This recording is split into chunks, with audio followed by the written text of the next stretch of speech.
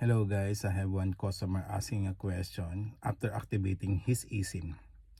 His question is if possible to transfer the QR code on the other mobile phone, which I activate already the QR code on his iPhone phone for the eSIM. The answer is no. You cannot transfer that QR code to other mobile because we activate already the QR code on that phone, specific phone. So what you can do to use the data is to make a hotspot.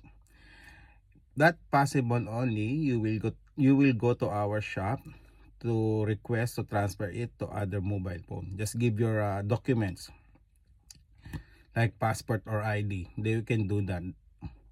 That's how it is.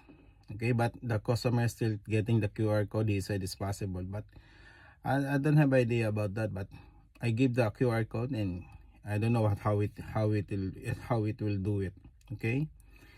If you have any more questions, just feel free to comment, like, and share this video. Thank you guys.